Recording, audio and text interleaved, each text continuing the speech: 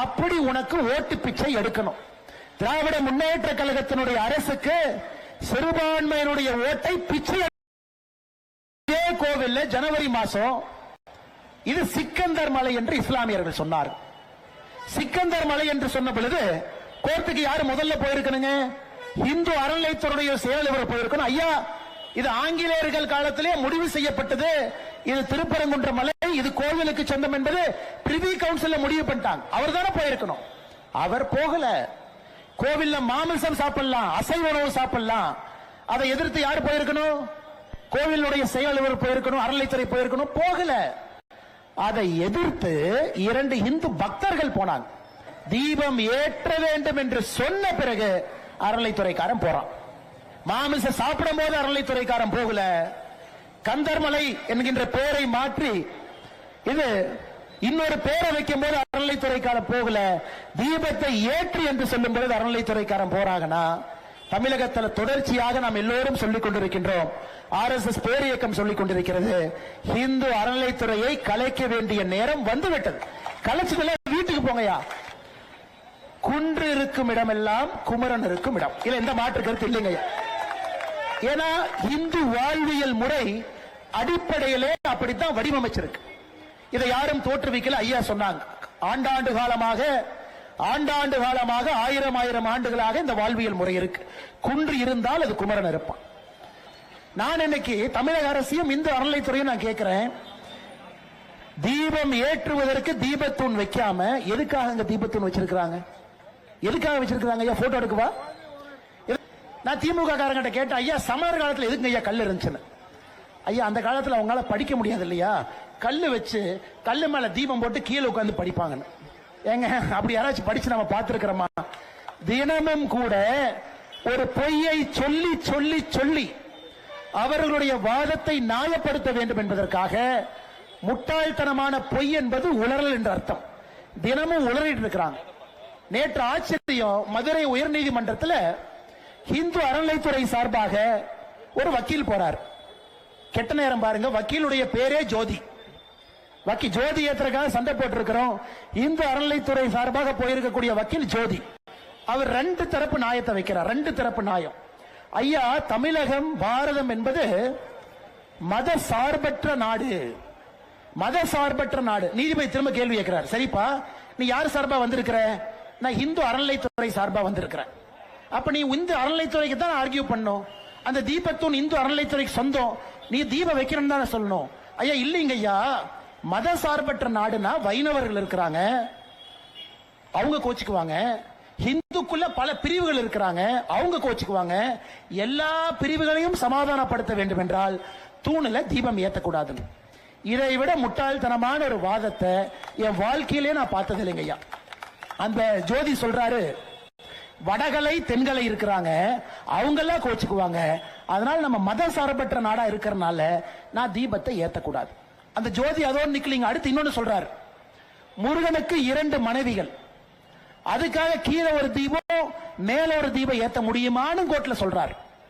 முருகனுக்கு 2 மனைவிகள் இருக்கிறனால கீழே ஒண்ணு மேல ஒண்ணு. அப்படின்னா இந்த ஜோதி அடிப்படையில், நான் ஏதாச்சும் மைக் இருக்கிறனால நான் பேசக்கூடாது, தாய்மார்கள் இருக்கிறாங்க, தவறா பேசினா தவறா போயிடும்.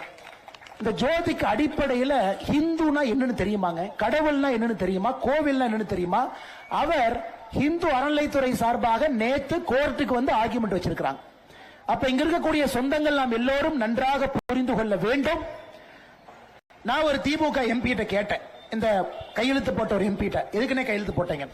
விமான நிலையத்தில் எங்கிட்ட மாட்டினார், டெல்லி விமான நிலையத்தில். அவர் சொன்னாரு, பிரதர் இதெல்லாம் கண்டுக்காதீங்க பிரதர், இந்த மைனாரிட்டி ஓட்டு கொஞ்சம் விஜய் எல்லாம் வந்ததுக்கு அப்புறம் இந்த பக்கம் அந்த பக்கம் எல்லாம் போற மாதிரி இருக்கு. நாங்க இந்த மாதிரி டிராமா கீமா பண்ணி 100% எங்க பக்கம் வச்சுக்கிட்டா தான் கொஞ்சம் 1 ஓட்டு 2 ஓட்டுனாச்சு வர முடியும். நீ அரசியல் திட்டத்தை போட்டுக்க, நீ ரூம்குள்ள என்னவோ போட்டுக்க, உனக்கு மைனாரிட்டி ஓட்டு வேணுமா நீ போட்டுக்க, உனக்கு விஜய் வேணுமா வச்சுக்க, வேண்டாட்டி வீடு, அது உன் பிரச்சனை. இந்து தர்மத்தை, இந்து மக்களை எதற்காக உணர்வுகளை புண்படுத்துகின்ற? அதே நேரத்தில் எனக்கு முன்பு பேசுற அண்ணன் சலில்குமார் அவர்கள் சொன்னார், மாற்று கட்சி நண்பர்களாக இருந்தாலும் கூட, அரசியல் இலக்கணம் வேறாக இருந்தாலும் கூட, இன்று பார்லிமெண்ட்ல லோக்சபாவில் 120 பாராளுமன்ற உறுப்பினர்கள் இந்த திருப்பரங்குன்றத்தில் டிசம்பர் 1ஆம் தேதி தீபத்தை ஏற்ற வேண்டும் என்று நீதி கொடுத்திருக்கக்கூடிய நீதியரசர் திரு GR சுவாமிநாதன் அவர்களை பதவியிலிருந்து இறக்க வேண்டும் என்று கையெழுத்து 120 பாராளுமன்ற உறுப்பினர்கள் போட்டிருக்கின்றார். அந்த 120 பேரும் இந்தி கூட்டணியை சார்ந்தவர்கள். அந்த 120 பேரும் தமிழகத்தில் இருக்கக்கூடிய திராவிட முன்னேற்ற கழகத்திலிருந்து, அகில இந்திய கட்சியாக இருக்கக்கூடிய காங்கிரஸ் கட்சி, திருமாவளவன் அவர்களுடைய கட்சி, கம்யூனிஸ்ட் கட்சி, மகாராஷ்டிராவில் பாலசேப் தாக்கரே அவர்கள் எப்படிப்பட்ட ஒரு மகான், அவருடைய மகன் நடத்தக்கூடிய இன்று பிரச்சனையில் இருக்கக்கூடிய சிவசேனா கட்சி, திரிணாமுல் காங்கிரஸ் கட்சி, சமாஜ்வாடி கட்சி, இது போன்ற எல்லா கட்சிகள் இருக்கக்கூடிய 120 பேர் கையெழுத்து போட்டிருக்கிறாங்க. பாராளுமன்றத்தில் அமித்ஷா அவர்கள் பேசும்போது ஒரு வார்த்தையை சொன்னாங்க. உத்தவ் தாக்கரே அவருடைய சிவசேனா கட்சியினுடைய எம்பிக்களை பார்த்து, இந்த கட்சியை தோற்றுவித்த பெரும் தலைவர் திரு பாலாசேப் தாக்கரே அவர்களுக்கு இருந்திருந்தா உங்க நிலைமை என்ன இருக்கும், நீங்களா கையெழுத்து போட்டு உட்கார்ந்து இருக்கிறீங்க. அந்த அளவுக்கு அரசியல் வன்மத்தோடு ஒரு தீர்ப்பு கொடுத்த நீதிபதியினுடைய தீர்ப்பை எதிர்த்து உச்ச நீதிமன்றத்தில் ஒரு கேஸ போட்டிருக்கிறாங்க. அப்படி இருந்தும் கூட பதவி இறக்க வேண்டும் என்றால் எப்படிப்பட்ட கோபம் அந்த தீர்ப்பு கொடுத்தவரின் மீது இருக்க வேண்டும், அதே நேரத்தில் இந்து சொந்தங்களின் மீது இருக்க வேண்டும் என்பது வெட்ட வெளிச்சமாக பட்ட பகல்ல நமக்கு தெரியுது. அதுவும் இந்த மண்ணினுடைய புதுச்சேரி இருக்கு. இவர்கள் உண்மையாலுமே வேண்டுமென்றே போட்டார்களா, இல்ல இந்து சொந்தங்கள் மீது இருக்கக்கூடிய கோபத்தை அந்த கையெழுத்தின் மூலம் வெளிப்படுத்தினார்களா என்பதை நாம் ஒருவரும் கூட இந்த நேரத்தில் உணர்ந்து கொள்ள வேண்டும். அன்பு சொந்தங்களே, நாம் ஒரு விஷயத்தை புரிந்து கொள்ள வேண்டும். திருப்பரங்குன்றத்தில் இருக்கக்கூடிய பிரச்சனை என்பது ஆங்கிலேயர்கள் காலத்தில் 1920 உருவாக்கப்பட்ட பிரச்சனை. அப்பவே அந்த மலை யாருக்கு சொந்தம் என்பதற்கான தீர்ப்பு ஆங்கிலேயர்கள் காலத்தில் மதுரையில ஒரு லோவர் கோர்ட்ல, இப்ப உச்சநீதிமன்றம் என்று சொல்லுகின்றோம், அன்னைக்கு பிரிவி கவுன்சில் இருந்தது. அந்த பிரிவி கவுன்சில் 1930 தீர்மானம் செய்யப்பட்ட ஒரு தீர்ப்பு. தீர்மானம் செய்யப்பட்டது, இந்த மலை முருகனுடைய கோவிலுக்கு சொந்தம், முருகனுக்கு சொந்தம். அந்த தர்கா கட்டி இருக்கக்கூடிய தர்கா என்பது இஸ்லாமியர்களுக்கு சொந்தம். அங்க நெல்லித்தோப்பு என்கின்ற ஒரு பகுதி இருக்கு, அங்க நிறைய பேர்த்த புதைக்கிறாங்க, அதுவும் இஸ்லாமியர்களுக்கு சொந்தம். அந்த மேலே ஏறக்கூடிய படி இஸ்லாமியர்களுக்கு சொந்தம். அந்த மலையில் இருக்கக்கூடிய எல்லா பகுதியும் முருகபெருமானுக்கும் கோவிலுக்கும் சொந்தம் என்பது 1930 பிரிவி கவுன்சிலுடைய தீர்ப்பு. சுதந்திரத்திற்கு பிறகு தொடர்ச்சியாக 1994 2014 17 வேற வேற காலகட்டத்தில் இவங்க வேண்டுமென்றே பிரச்சனைக்கென்றே ஒரு கேஸ போடுவாங்க. ஆனா இந்த முறை வந்திருக்கக்கூடிய தீர்ப்பு டிசம்பர் 1 2025 தீர்ப்பு என்பது முற்றிலும் வேறுபட்ட ஒரு தீர்ப்பு. இத்தனை காலமாக இந்து சொந்தங்களுடைய கோரிக்கை என்னன்னா, மலையினுடைய உச்சியிலே சென்று தீபம் ஏற்ற வேண்டும் என்பது கோரிக்கை. ஆனா இந்த தீர்ப்பில் GR சுவாமிநாதன் அவர்கள் சொல்லியிருப்பது, மலையினுடைய உச்சியிலே தீபம் ஏற்ற வேண்டிய அவசியம் இல்லை. உச்சியில தர்கா இருக்கு, அந்த உச்சிக்கு கீழே 50 மீட்டர் கீழே தீபத்தூண் இருக்கிறது. அந்த தீபத்தூணிலே தீபம் ஏற்ற வேண்டும் என்று இந்த பெட்டிஷன் போட்டிருக்கக்கூடிய ஒரு 6 பேர் கேட்டிருக்கிறாங்க. அவங்க கேட்டதுல எந்த விதமான தவறும் இல்லை. இத்தனை ஆண்டு காலமாக காங்கிரஸ் எம்பி புதுச்சேரியில் பொய் சொல்றார். அவர் பத்திரிகையாளர் சந்திப்பு நான் பார்த்தேன். யாருமே மலையினுடைய உச்சியில தர்காவில் போய் தீபம் ஏற்ற வேண்டும் என்று யாரும் கேட்கவில்லை. இந்த தீர்ப்பில் பெட்டிஷனர் கேட்டிருப்பது தீபத்தூணிலே தீபம் ஏற்ற வேண்டும் என்பதுதான் கோரிக்கை. அந்த கோரிக்கை இந்த கேஸ் முதலாக இப்பதான் லிஸ்ட் ஆயிருக்கு. அந்த கேஸுக்கான தீர்ப்பு தான் திரு GR சுவாமிநாதன் அவர்கள் கொடுத்திருக்கின்றார்கள். தீபத்தூணிலே தீபம் ஏற்றுவதற்கு முழு உரிமை இருக்கு. அப்படி இருக்கும் பொழுது அரசியல் கட்சியினுடைய தலைவர்கள் மக்களை குழப்புவதற்காக எதற்காக பொய்யை சொல்லி உண்மையை திருத்து பேசி, இது முதல்ல வேறு ஜட்ஜ் இந்த மாதிரி சொன்னாங்க, டிவிஷன் பெஞ்ச் இந்த மாதிரி சொல்றாங்க. இது ஒருவர் இந்து சொந்தமும் புரிந்து கொள்ள வேண்டும் என்பதற்காக நான் சொல்லுகின்றேன். இன்று வந்திருக்கக்கூடிய தீர்ப்பு தீபத்தூணிலே ஏற்ற வேண்டும் என்று வந்திருக்கக்கூடிய தீர்ப்பு. தீபத்தூண் யாருக்கு சொந்தம்? தீபத்தூண் எல்லோருக்குமே தெரியும், அது முருகனுக்கு சொந்தம். அங்க இருக்கக்கூடிய திருப்பரங்குன்றம் கோயிலுக்கு சொந்தம். திருப்பரங்குன்றம் கோயிலை யார் நிர்வகிக்கிறாங்க? இந்து அறநிலைத்துறை, தமிழகத்தில் இருக்கக்கூடிய இந்த அறநிலைத்துறை, அரசு கட்டுப்பாட்டில் இருக்கக்கூடிய இந்த அறநிலைத்துறை நிர்வகிக்கிறாங்க. எந்த பிரச்சனையும் கிடையாது. நீதிபதியினுடைய உத்தரவு என்ன? அறநிலைத்துறை சார்பாக உங்க கட்டுப்பாட்டுல கோயிலுக்கு சொந்தமான இடத்தில் இருக்கக்கூடிய தீபத்தூணில தீபத்தை ஏற்ற வேண்டும் என்பது நீதிபதியினுடைய ஆர்டர். எதுவுமே தவறு இல்லைங்களே. தீபத்தூண் கோயிலுக்கு சொந்தம், தவறில்லை. கோவில் இந்த அறநிலைத்துறை அவங்க நிர்வகிக்கிறாங்க சட்டத்தின்படி. அப்ப நீதிபதி இந்த அறநிலைத்துறை சொல்றாங்க நீ போய் தீபம் ஏத்து. இதுல ஆச்சரியம் என்னன்னாங்க, டிசம்பர் 1ஆம் தேதி தீர்ப்பு கொடுத்த பிறகு இஸ்லாமிய தர்காவில் இருக்கிறவங்க அப்பீல் போகல. 2ஆம் தேதி அப்பீல் போகலீங்க. 2ஆம் தேதி அப்பீல் போன ஒரே ஒரு நபர் யாருன்னா அந்த இந்து அறநிலைத்துறை அந்த கோவிலுடைய செயலாளர் அப்பீலுக்கு போறாரு. இந்த தீர்ப்பு தவறு. அப்ப நாம் எல்லாரும் திராவிட முன்னேற்ற கழகத்தினுடைய அரசை கேட்கிறோம், எதுக்குங்கய்யா இந்த அறநிலைத்துறை வச்சிருக்கிறீங்க? இந்து சொத்துக்களை பாதுகாப்பதற்கு, இந்து கோவிலை பாதுகாப்பதற்கு, அதாவது உங்க வேலை. எதற்கு செயல் அலுவலருக்கு, எக்ஸிகியூட்டிவ் ஆபீசருக்கு மக்கள் வரி பணத்துல மாசம் 1ஆம் தேதி சம்பளம் அக்கவுண்ட்ல எதுக்கு போடுற? கோவிலை நிர்வகிப்பதற்கு, இந்து சொத்துக்களை பார்ப்பதற்கு. அப்படி இருக்கும்போது அந்த கோவிலுடைய செயல் அலுவலர் எதற்காக மதுரை உயர்நீதிமன்றத்தினுடைய கிளையில 2ஆம் தேதி எதுக்கு அப்பீல் போறாரு? தர்காக்காரங்க அப்பீல் வரல, இஸ்லாமியர் அப்பீல் வரல. அப்படி உனக்கு ஓட்டு பிச்சை எடுக்கணும். திராவிட முன்னேற்ற கழகத்தினுடைய அரசுக்கு சிறுபான்மையினுடைய ஓட்டை பிச்சை எடுக்க வேண்டும் என்பதற்காக கொடுக்கப்பட்ட தீர்ப்பை எதிர்த்து இஸ்லாமியரே போகல, கோவிலுடைய செயல் அலுவலர் கோயிலை பாதுகாக்க வேண்டியவர் போறாரு. ஐயோ அது பிரச்சனைங்க, இந்த தீர்ப்பை நான் எதிர்க்கிறேன். இதிலிருந்து நாம் எல்லோரும் புரிந்து கொள்ள வேண்டும், நம்மை ஆளுகின்ற ஆட்சியாளர்கள் எப்படி இருக்கின்றார்கள், அவங்களுடைய மனநிலை எப்படி இருக்கு, யாருடைய வாக்கு வங்கியை குறிவைப்பதற்காக எதற்காக இந்து சொந்தங்களுடைய மனதை புண்படுத்துகின்றார்கள் என்பதை நாம் புரிந்து கொள்ள வேண்டும். அன்பு சொந்தங்களே, நம்ம இதோடு நிப்பாட்ட போறது இல்லைங்க. இன்னும் நாம நல்லா புரிஞ்சுக்கணும். இதே கோவில்ல ஜனவரி மாசம் இது சிக்கந்தர் மலை என்று இஸ்லாமியர்கள் சொன்னார். சிக்கந்தர் மலை என்று சொன்ன பொழுது கோர்ட்டுக்கு யாரு முதல்ல போயிருக்கணுங்க? இந்து அறநிலைத்துறையுடைய செயலர் போயிருக்கணும். ஐயா இது ஆங்கிலேயர்கள் காலத்திலே முடிவு செய்யப்பட்டது, இது திருப்பரங்குன்ற மலை, இது கோவிலுக்கு சொந்தம் என்பது பிரிவி கவுன்சில் முடிவு பண்ணிட்டாங்க. அவர் தானே போயிருக்கணும். அவர் போகல. கோவில்ல மாமிசம் சாப்பிடலாம், அசைவ உணவு சாப்பிடலாம். அதை எதிர்த்து யார் போயிருக்கணும்? கோவிலுடைய செயலர் போயிருக்கணும், அறநிலைத்துறை போயிருக்கணும். போகல. அதை எதிர்த்து 2 இந்து பக்தர்கள் போனாங்க. இது சிக்கந்தர் மலை கிடையாதுங்க ஐயா, கந்தர் மலை. போனது யாருங்க? இந்து பக்தர். இந்த கோவில்ல அசைவ உணவு சாப்பிடக்கூடாது, அதை எதிர்த்து போனது இந்து பக்தர். தீர்ப்பு உயர்நீதிமன்றம் மறுபடியும் கொடுத்தாங்க, இது சிக்கந்தர் மலை கிடையாது, இந்த கோவில்ல அசைவ உணவு உண்ணக்கூடாது. நல்லா நீங்க புரிஞ்சுக்க, அரசனுடைய நோக்கத்தை நம்முடைய பக்தர்கள் நன்றாக உணர்ந்து கொள்ள வேண்டும். இதை எதிர்த்து அறநிலைத்துறை எங்கேயுமே போல. ஆனா அறநிலைத்துறை எதிர்த்து எப்ப போனாங்க? தீபம் ஏற்ற வேண்டும் என்று சொன்ன பிறகு அறநிலைத்துறைக்காரன் போறான். மாமிச சாப்பிடும் போது அறநிலைத்துறைக்காரன் போகல. கந்தர்மலை என்கின்ற பெயரை மாற்றி இது இன்னொரு பேரை வைக்கும் போது அறநிலைத்துறைக்காரன் போகல.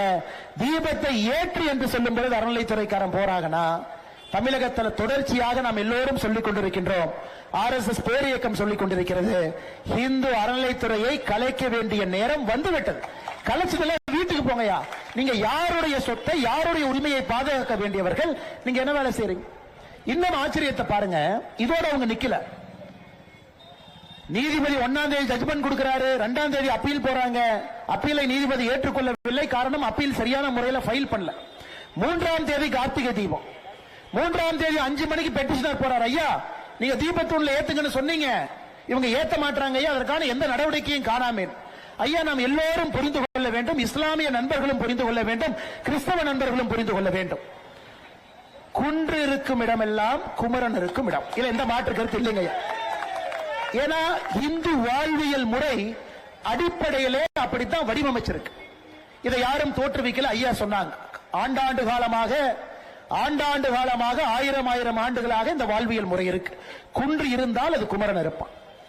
கார்த்திகை தீபம் என்பது ஆண்டாண்டு காலமாக ஆயிரக்கணக்கான ஆண்டுகள் இஸ்லாம் மதம் தோன்றுவதற்கு முன்பு, கிறிஸ்துவ மதம் தோன்றுவதற்கு முன்பு குன்றிலே தீபம் ஏற்றுவது என்பது நம்முடைய வழக்கம். குன்றில தீபம் எங்கீங்க ஏற்றுவோம்? யாராவது குன்றில கீழே போய் தீபம் ஏற்றுவாங்களா? யாரும் பார்க்க முடியாது. குன்றினுடைய உச்சியிலே தீபம் ஏற்றினால் மட்டும்தான் வீட்டில் இருக்கிறவங்க அதை பார்த்து வீட்டில் தீபம் ஏற்றுவாங்க. அதற்காகத்தான் ஐதீகம். குன்றினுடைய உச்சியிலே தீபம் ஏற்றுகின்ற ஐதீகம் எதுக்கு வந்துச்சுனாங்க ஐயா? அங்கே தீபத்தை ஏற்றினால்தான் 10 கிலோமீட்டர் 50 கிலோமீட்டர் தொலைவில் ஒரு மகளிருக்கும் பெண்களுக்கும் தாய்மார்களுக்கும் தெரியும் கோவிலில் தீபம் ஏற்றிட்டாங்க, நாமும் நம்முடைய வீட்டில் தீபத்தை ஏற்ற வேண்டும் என்று அதன் பிறகு தீபத்தை ஏற்றுவாங்க. இதெல்லாம் ஐதீகம், இதெல்லாம் நடைமுறை, இது விஞ்ஞானங்க, அது சயின்ஸ். இதுல டிபேட் பண்றதுக்கு ஒண்ணுமே இல்ல. நான் இன்னைக்கு தமிழக அரசையும் இந்து அறநிலைத்துறையும் நான் கேட்கிறேன், தீபம் ஏற்றுவதற்கு தீபத்தூண் வைக்காம எதுக்காக அங்க தீபத்தூண் வச்சிருக்காங்க? எதுக்காக வச்சிருக்காங்க ஐயா? போட்டோ எடுக்கவா? இத திராவிட முன்னேற்ற கழகம் இத்தனை காலமாக சொன்னது அது தீபத்தூண் இல்ல, அது ஆங்கிலேயர்களுடைய சர்வே ஸ்டோன். அதை வைத்துதான் அளந்தாங்க. நேற்றிலிருந்து புதுசா இன்னொன்னு கிளப்பி இருக்கிறான், அது சர்வே ஸ்டோன் கிடையாது, அது சமணர் காலத்தில் இருந்த ஸ்டோன் அப்படின்னு கல்லு. நான் திமுக காரங்கிட்ட கேட்டேன், ஐயா சமணர் காலத்தில் எதுக்கு ஐயா கல் இருந்துச்சுன்னு. ஐயா அந்த காலத்தில் அவங்களால படிக்க முடியாது இல்லையா, கல்லு வச்சு கல்லு மேல தீபம் போட்டு கீழே உட்காந்து படிப்பாங்கன்னு. ஏங்க அப்படி யாராச்சும் படிச்சு நம்ம பார்த்திருக்கிறோமா? தினமும் கூட ஒரு பொய்யை சொல்லி சொல்லி சொல்லி அவர்களுடைய வாதத்தை நியாயப்படுத்த வேண்டும் என்பதற்காக முட்டாள்தனமான பொய் என்பது உளறல் என்ற அர்த்தம். தினமும் உளறிட்டு இருக்கிறாங்க. நேற்று ஆச்சரியம், மதுரை உயர்நீதிமன்றத்தில் இந்து அறநிலைத்துறை சார்பாக ஒரு வக்கீல் போறார். கெட்ட நேரம் பாருங்க, வக்கீலுடைய பேரே ஜோதி. வக்கீல் ஜோதி ஏற்றக்காக சண்டை போட்டு இருக்கிறோம். இந்து அறநிலைத்துறை சார்பாக போயிருக்கக்கூடிய வக்கீல் ஜோதி, அவர் 2 தரப்பு நியாயத்தை வைக்கிறார். 2 தரப்பு நியாயம். ஐயா தமிழகம் பாரதம் என்பது மத சார்பற்ற நாடு, மத சார்பற்ற நாடு. நீதிபதி திரும்ப கேள்வி கேட்கிறார், சரிப்பா நீ யார் சார்பா வந்திருக்கிற? நான் இந்து அறநிலைத்துறை சார்பா வந்திருக்கிறேன். அப்ப நீ இந்து அறநிலைத்துறைக்கு தான் ஆர்கியூ பண்ணும், அந்த தீபத்தூண் இந்து அறநிலைத்துறைக்கு சொந்தம், நீ தீபம் வைக்கணும் தானே சொல்லணும். ஐயா இல்லைங்க ஐயா, மத சார்பற்ற நாடுனா வைணவர்கள் இருக்கிறாங்க, அவங்க கோச்சுக்குவாங்க. இந்துக்குள்ள பல பிரிவுகள் இருக்கிறாங்க, அவங்க கோச்சுக்குவாங்க. எல்லா பிரிவுகளையும் சமாதானப்படுத்த வேண்டும் என்றால் தூணில் தீபம் ஏற்றக்கூடாது. இதை விட முட்டாள்தனமான ஒரு வாதத்தை என் வாழ்க்கையிலே நான் பார்த்தது இல்லைங்க ஐயா. அந்த ஜோதி சொல்றாரு, வடகலை தென்கலை இருக்கிறாங்க, அவங்க எல்லாம் கோச்சுக்குவாங்க, அதனால நம்ம மத சார்பற்ற நாடா இருக்கிறனால நான் தீபத்தை ஏற்றக்கூடாது. அந்த ஜோதி அதோடு நிக்கலிங்க. அடுத்து இன்னொன்னு சொல்றாரு, முருகனுக்கு 2 மனைவிகள், அதுக்காக கீழே ஒரு தீபம் மேல ஒரு தீபம் ஏத்த முடியுமான்னு கோர்ட்ல சொல்றாரு. முருகனுக்கு 2 மனைவிகள் இருக்கிறனால கீழே ஒண்ணு மேல ஒண்ணு. அப்படின்னா இந்த ஜோதி அடிப்படையில, நான் ஏதாச்சும் மைக் இருக்கிறனால நான் பேசக்கூடாது, தாய்மார்கள் இருக்கிறாங்க, தவறா பேசினா தவறா போயிடும். இந்த ஜோதிக்கு அடிப்படையில் ஹிந்துனா என்னன்னு தெரியுமாங்க? கடவுள்னா என்னன்னு தெரியுமா? கோவில்னா என்னன்னு தெரியுமா? அவர் இந்து அறநிலைத்துறை சார்பாக நேத்து கோர்ட்டுக்கு வந்து ஆர்கியூமெண்ட் வச்சிருக்கிறாங்க. அப்ப இங்க இருக்கக்கூடிய சொந்தங்கள் நாம் எல்லோரும் நன்றாக புரிந்து கொள்ள வேண்டும். அடிப்படையிலே திராவிட முன்னேற்ற கழகத்தினுடைய அரசு காங்கிரஸ் கட்சியில கையெழுத்து போட்டவங்க கடைந்தெடுத்த முட்டாள்கள், கடைந்தெடுத்த முட்டாள்கள், கடைந்தெடுத்த முட்டாள்கள் என்ற வார்த்தையை தாண்டி இந்த நடந்ததையெல்லாம் பார்க்கும் பொழுது அவர்கள் அடிப்படை துரோகிகள், ஒரு மதத்திற்கு எதிரான துரோகிகள், ஒரு வாழ்வியல் முறைக்கு எதிரான துரோகிகள், இந்த மதத்தினுடைய வழிபாட்டு முறையை அழிக்க வேண்டும் என்று கங்கணம் கட்டிக்கொண்டு களத்தில் இருக்கக்கூடிய அரசியல்வாதிகள். அதனாலதான் இந்த கூட்டத்தை நாம நடத்தலாங்க. ஆன்மீக பெரியவர்கள் வரலாம், தாய்மார்கள் வரலாம், நீங்க எல்லாரும் வரலாம். ஆனா ஓட்டு போடுவதற்கு முன்பு, வாக்கு செலுத்துவதற்கு முன்பு எதோ பார்த்து ஓட்டு போடுறீங்க. உங்க தாத்தா பொட்டு வச்சாங்க, குங்குமம் வச்சாங்க, ரோட்ல பிள்ளையார் சிலைக்கு முன்பு தேங்காய் உடைச்சாங்க. கேள்வி இல்ல, ஆனா இன்னைக்கு கேள்வி இருக்கு. நம்முடைய சமுதாயம், நம்முடைய பாரம்பரியத்தில் இன்ன ஜெனரேஷன்ல ஒரு கோயிலுக்கு போய் வழிபடுவதற்கு பிரச்சனை, முருகன் இருக்கக்கூடிய மலைக்கு பிரச்சனை, முருகனுக்கே பிரச்சனை, விநாயகர் சதுர்த்தி ஊர்வலத்திற்கு தடை, RSS அணிவகுப்புக்கு தடை, எல்லாத்தையும் தடை செய்யக்கூடிய அரசுக்கு எப்படி நாம ஓட்டு போடுறோம் என்கின்ற அடிப்படை கேள்வியை ஒரு இந்துவும் கேட்க வேண்டும் என்பது என்னுடைய தாழ்மையான வேண்டுகோளுங்க. ஒரு இந்து கேட்கணும், ஐயா வரட்டும், கலாச்சாரமே இல்லை, நாம் எப்படி பிறந்தோம் என்பதற்கு அடையாளங்களே அளிக்கப்பட்டுக் கொண்டிருக்கும் பொழுது எதுக்குங்க ஐயா அந்த கட்சிக்கு நாம ஓட்டு போடணும்? அதனால் இந்த 2026 தேர்தலை பொறுத்தவரை ஐயா பார்லிமெண்ட்ல அது போகாது, அந்த நோட்டீஸை எடுக்க மாட்டாங்க. காரணம் 120 பேர் கையெழுத்து போடலாம், 100 பேர் கையெழுத்து போட்டா சபாநாயகர் அவர்கள் நோட்டீஸை பெற்றுக்கொள்ள வேண்டும் என்கின்ற விதி, அதை வாங்கிக்குவாங்க. ஜெயிப்பதற்கு அவங்ககிட்ட ஓட்டு இல்ல. இந்த பக்கம் இந்து எம்பிக்கள், இந்து தர்மத்தை நம்பக்கூடிய எம்பிக்கள், இந்து வாழ்வியல் முறையை நம்பக்கூடிய எம்பிக்கள், இவங்க 120 தான். ஆனா அந்த பக்கம் 400 பேர் இருக்கிறாங்க. 543ல 120 தான். அது எந்த காலத்திலும் இல்ல. ஆனா எதற்காக இந்த 120 பேர் கையெழுத்து போட்டிருப்பாங்க? நான் ஒரு திமுக எம்பி கிட்ட கேட்டேன், இந்த கையெழுத்து போட்ட ஒரு எம்பி கிட்ட, எதுக்குன்னே கையெழுத்து போட்டீங்க? விமான நிலையத்தில் எங்கிட்ட மாட்டினார், டெல்லி விமான நிலையத்தில். அவர் சொன்னாரு, பிரதர் இதெல்லாம் கண்டுக்காதீங்க பிரதர், இந்த மைனாரிட்டி ஓட்டு கொஞ்சம் விஜய் எல்லாம் வந்ததுக்கு அப்புறம் இந்த பக்கம் அந்த பக்கம் எல்லாம் போற மாதிரி இருக்கு. நாங்க இந்த மாதிரி டிராமா கீமா பண்ணி 100% எங்க பக்கம் வச்சுக்கிட்டா தான் கொஞ்சம் 1 ஓட்டு 2 ஓட்டுனாச்சும் வர முடியும். நீ அரசியல் திட்டத்தை போட்டுக்க, நீ ரூம்குள்ள என்னவோ போட்டுக்க, உனக்கு மைனாரிட்டி ஓட்டு வேணுமா நீ போட்டுக்க, உனக்கு விஜய் வேணுமா வச்சுக்க, வேண்டாட்டி வீடு, அது உன் பிரச்சனை. இந்து தர்மத்தை, இந்து மக்களை எதற்காக உணர்வுகளை புண்படுத்துகின்றீர்கள் என்பதுதான் நம்ம கேள்வி.